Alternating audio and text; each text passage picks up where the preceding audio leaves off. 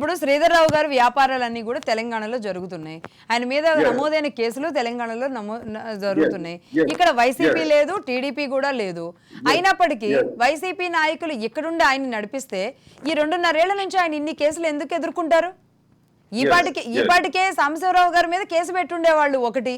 రెండవది, నిజంగా టీడీపీని ఈ బురదలోకి లాగాలి అనుకుంటే ఎన్నికల సమయంలో టీడీపీని ఎంత అబాస్పాలు చేసినట్టు అవుతుంది.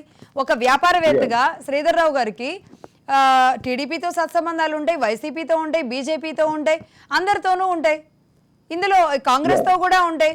ఆయన మేబీ ఏ పార్టీకి ఓటేసుకున్నా వేసుకోవచ్చేమో కానీ ఒక వ్యాపారవేత్తగా అందరితోనూ సత్సంబంధాలు ఉంటాయి. దీనికి ఆపాదిస్తూ చేయడం అంటే నిజంగా ఆశ్చర్యంగా ఉంది. ఇది పార్టీని తీసుకురావడం మరీ ఆశ్చర్యంగా ఉంది.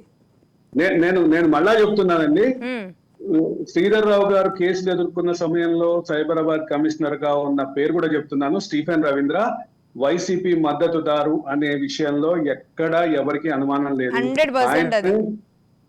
ఆయనే బహిరంగంగా వైసీపీకి మద్దతుగా ఉన్నారు.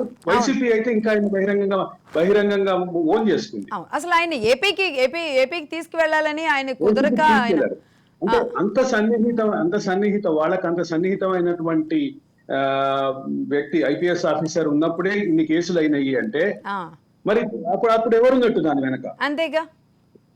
అప్పుడు రాజకీయ సంబంధం ఏంటి? పైగా ఈ అంశంలో అప్పటి కమిషనర్ పాత్ర ఇన్వాల్వ్మెంట్ కూడా చాలా చాలా కీలకంగా ఉంది. దాని మీద చాలా ఆరోపణలు ఉన్నాయి.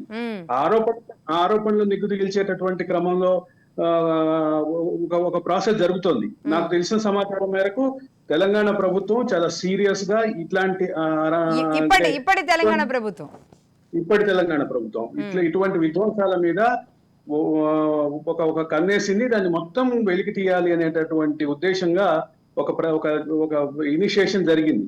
ఒక పక్క జరుగుతోంది.